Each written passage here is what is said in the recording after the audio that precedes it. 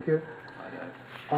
Going back, still on paragraph 8. Brian Taylor told me that the staff and students of King's Education had not been allowed to go back into the building until the inspection had occurred. Brian had gone round the floor with John Drew, the building manager, and the engineer when the inspection had taken place.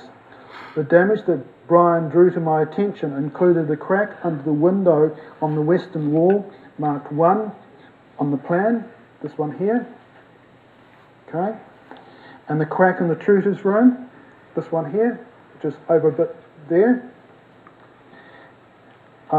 Because there was some concern to being expressed by the staff that some of the cracks were increasing, Brian asked me to do regular inspections in the future, and I agreed to do this. Started off, we would have a regular health and safety meeting with Elsa de Fruit, who was our education director, and we also had a staff meeting on Wednesday morning, and if there was any concerns, they'd either go to Elsa or they'd bring it up at our staff meeting on a Wednesday morning. I brought the issue of the floor movement to the attention of the building manager, John Drew. I understand he asked the building engineer about it when he did his first inspection. The engineer told me that the floor movement from pedestrian traffic was common with concrete floor construction building, and this message was passed on to me. The second inspection. I was present for the second inspection that took place in late September. It took about half to 3/4 of an hour. I walked around the floor with John Drew and the engineer and pointed out the various cracks and hump in the floor and the reception area. They also checked sewage and water and said they would do some things as well. I cannot recall what they were. I then had a class I needed to go to, and I asked John Drew and the engineer how much longer they thought they would be. The engineer said that they had a few more things to look at, and then he wanted to recheck what he and John Drew had gone over with me. The engineer thought they would be about another 3/4 of an hour to an hour. I later saw the engineer and John Drew going past my classroom, because my classroom was here, and I could see that people walking down here, because it was the glass, and here was it was frosted up to about half, but you could still see people walking past their heads. Just show me again where the classroom was, please. The classroom was the ACE program here. I see, right. And this wall down here of my class was glass. Yes. And it was frosted glass about halfway up, so people couldn't look in, but you could see the heads going past. Right. Okay. Where were I to? You were, I think, in paragraph 10, where you were just dealing with how long they were there for. I think you're probably into paragraph 11. The engineer thought there would be about another 3/4 of an hour to an hour. I later saw the engineer and John Drew going past the classroom, but I cannot confirm the time they left, because they were there when I first arrived at school at 8:30, and I saw them walking past round about 9:15, but I don't know whether they were finished or not at that stage. Thank you. The hump, this part here, I've referred to around east and west across the foyer of the building at the point marked 4, that part there, on the plan. It first appeared following the September earthquake, but as we experienced more earthquakes, the hump appeared to get bigger and become more and more noticeable. It was a matter of particular concern to me and other staff.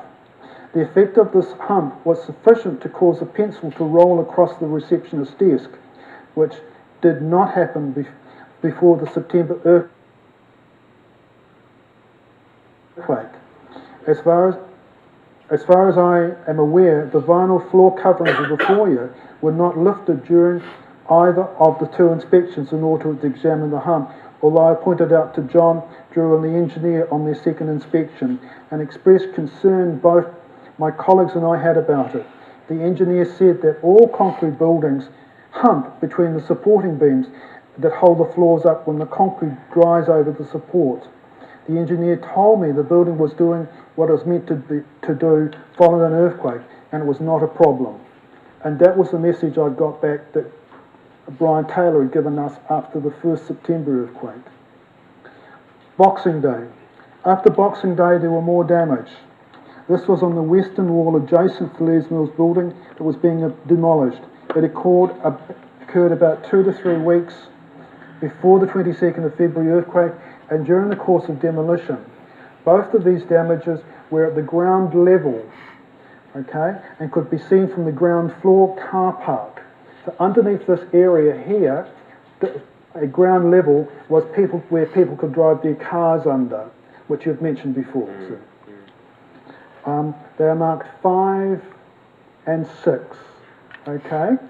This one was a freestanding concrete wall which came out from the edge of the building, and this part here was again a concrete block building which went between supporting beams, vertical pillars rather.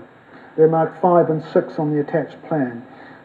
The damage noted on 5 involved a concrete non-supporting wall at the end of the car park, that one there, and it had completely collapsed eastward, so it collapsed this way. The wall marked 6 was between 2 supporting pillars here, and it had dropped and separated from the floor above by about 20 millimetres or so, but did not collapse. Neither of these walls were load-bearing. After this occurred, I checked the whole of the western wall but saw no other movement or cracking. So going through the car park, you could see if that wall was okay. You could also notice where some not so careful drivers had hit the pillars, and the pillars seemed to be okay they survived the odd car hitting them. Can I just ask you on this question of checking the western wall? Yep. I take it you're checking it from the eastern side of the wall, not the outer side. Yeah, I checked from the inside of the car park. Yes. Because staff had concern, not just because of that wall, but all of this wall along here. Yes, so it's all from the inside, yes, in effect, of the wall. Yeah. All right, thank you. Okay.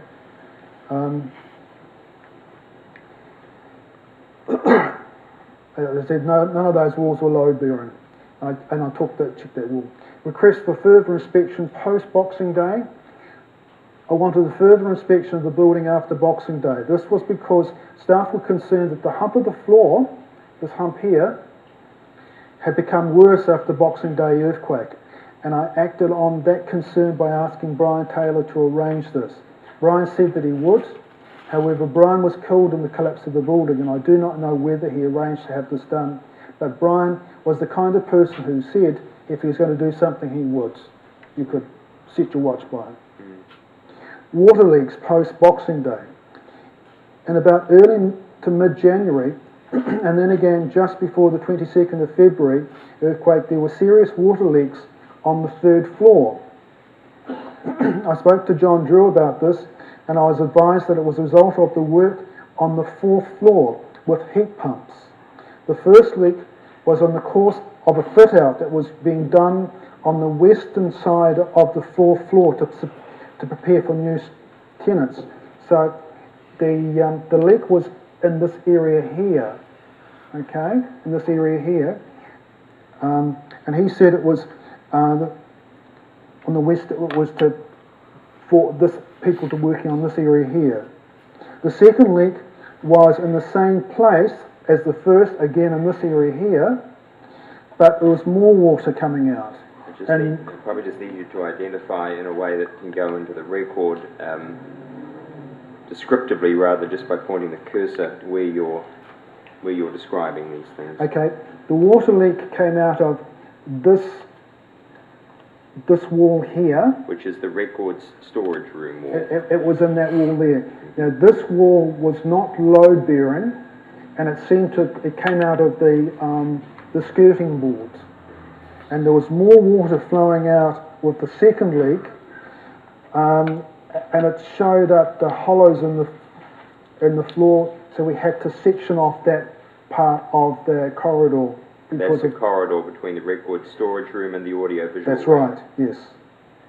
Thank you. There was also problems in the male toilets. The male toilet was here.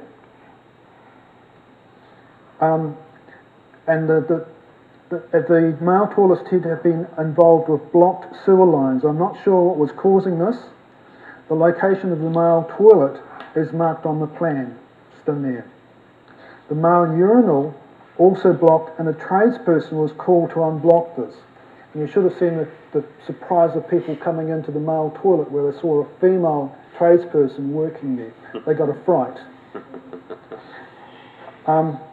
The visit by the tradesperson was organised and arranged by the building manager, John Drew.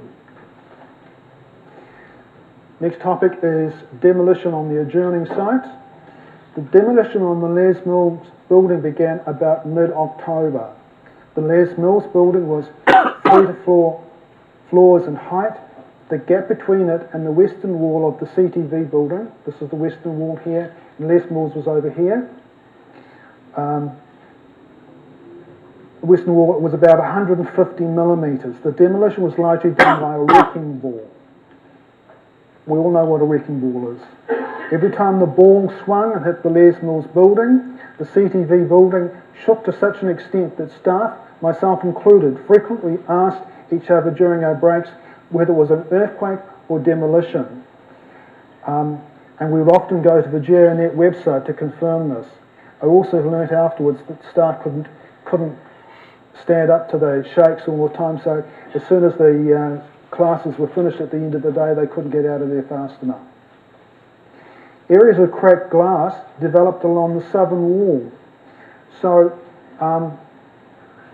this is the southern wall here, and if you could go to the original picture of showing the building prior to the quake, and I'll show you what we were looking at. Right. See if we can do that.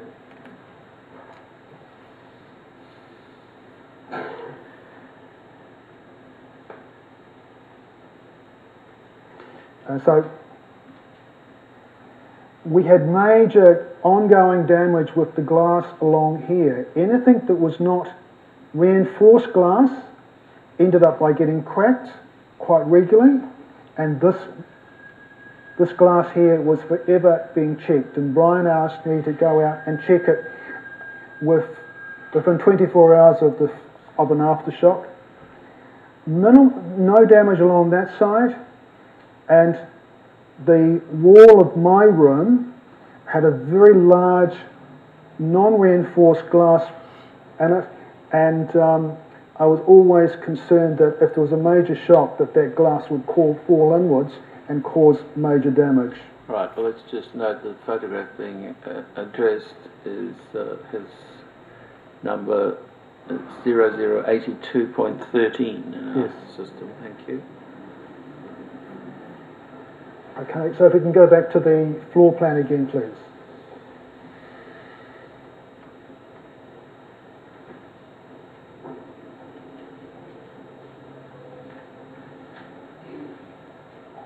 Okay, back to the floor plan. So we've just lost the cursor. Okay, so most of the major damage of glass was along this wall here. The ace room had a very large window which went for virtually the whole of the room. Very large, non-reinforced glass. The glass would rattle, but didn't crack in all the time that we were there. Areas of crashed glass along around 7 down in this area. The majority occurred in the windows nearer to the eastern ends. Some of this was and it was mainly done in this area because glass in that area and glass along here was all reinforced glass. The glass was repaired by Cranfield Glass, so you can check out how many times they came in. Following the Boxing Day, I did not observe any additional glass damage. Okay. My observation was that because there was another newer Les Mills building further to the west of the building being demolished, which had a glass wall facing into the demolition, every effort was being made to focus the demolition towards the CTV building. So I'm talking about Les Mills building had a very large floor, ground to floor, and further up window which faced east for natural light, and also so that people could see in. So all of the damage was pushed down here because this was also a right-of-way, business right-of-way from one street to the next street. Mm-hmm. Okay. Thank you.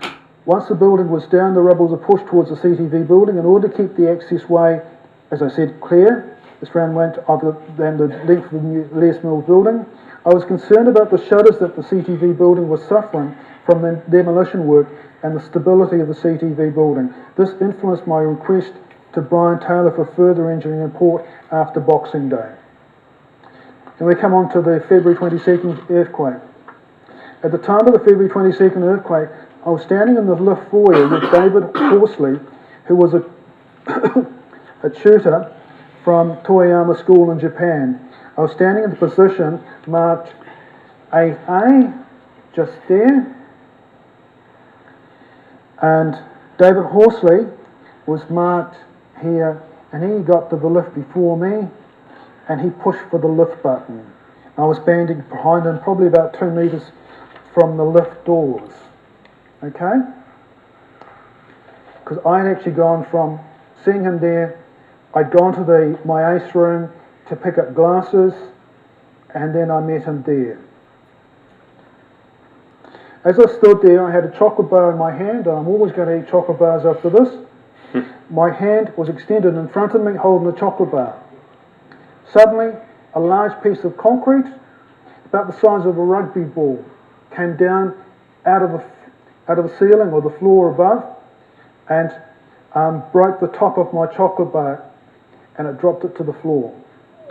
I think that the concrete that dropped was part of the floor, or the roof from the fourth floor, or the roof from the third floor. So it was our roof. So you're saying it's part of it was your roof, yes, yeah. Okay. Mm. I thought the chocolate bar could be picked up and still be edible, so I stepped forward to recover it. So I actually made a step forward. Mm-hmm. At that point, another slab of concrete fell behind where I'd be standing. The second slab appeared to be part of the floor above and about the size of an adult body. Okay. The sensation I experienced in the building was that like a vibration of a clothes dryer or a dishwasher. I can demonstrate it with my hands. It was like this. This was the southern end of the wall of the floor, and it was going up and down. But I'll get to that. So think about that. So can I just again get this in the record? You're indicating an upward, an up and down movement. Yes, but before that, even before the lump of concrete came out of the wall, we had a bookcase along this wall here, and it had souvenirs. So which wall are you indicating? And this was right outside the lift area. This is the area that's marked 10. Yeah, I actually mentioned this in my original draft, but it was been taken out. And as the earthquake hit, we had souvenirs on this bookcase. Now, remember, I was here, probably about 2 metres out from this wall here, and these souvenirs came out far enough that I could actually catch them if I wanted to. And I thought, no, this is too dangerous to stop and grab them. Mm-hmm. So back to paragraph 22. So again, just let's get some clarity around this. So those souvenirs were falling towards the east. They were falling towards the east. They were actually flying out. Mm-hmm. And I was thinking, how cute. They're dragons flying out. Should I try and catch them? And I thought, no. All right. Okay.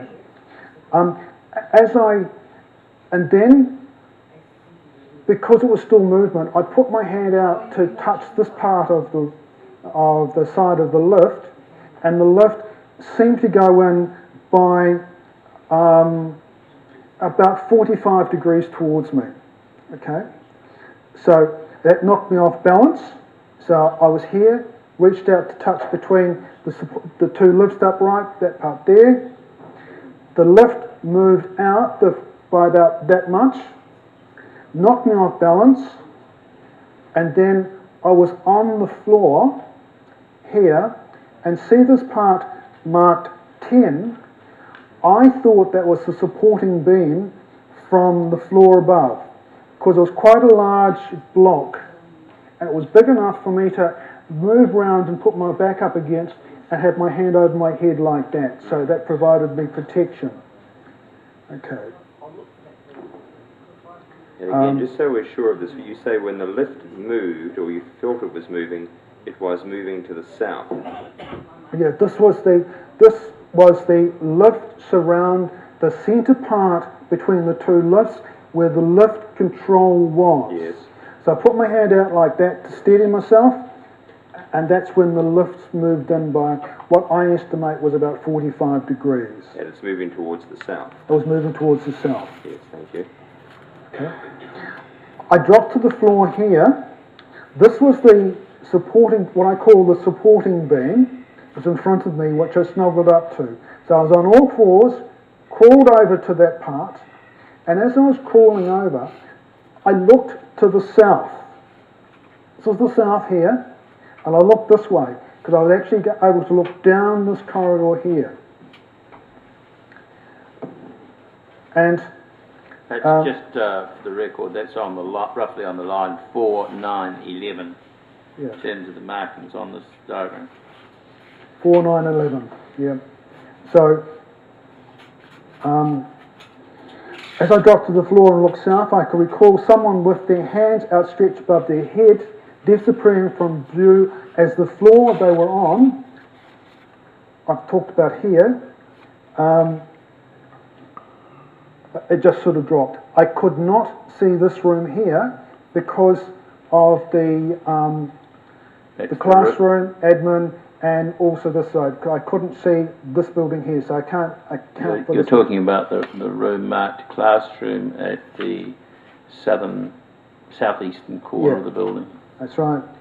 All right. So I could see the fire escape because I was looking straight down there, and at that stage the fire escape was still standing when I started looking down. Okay. What am I up to? Probably at 25, aren't you, pretty much? Pretty much at 25 years. So at this stage, at 25, paragraph 24, as I lay next to the supporting beam, another lump of concrete slid down my arm. So it slid down here, so I got a cut there, and gravel, like a gravel rash down my arm. I got a cut on my forehead and a cut on my back. And at some stage I had another lump of concrete bounce off my back, the small of my back. So you're indicating your right arm? Right arm, sir, yes. Yes, thank you. Paragraph 26. Okay. I think that these were all from the floor above. I recall looking up towards the ceiling and seeing sky above me. I then crawled across the foyer with David Horsley to the eastern side of the building. I saw the south and eastern sides of the building. This part along here, I've marked on 12.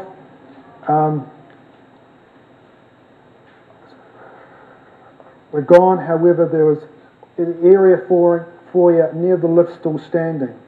I think the only other survivor from the third floor to walk away immediately out of the building was our office manager, Margaret Aiden.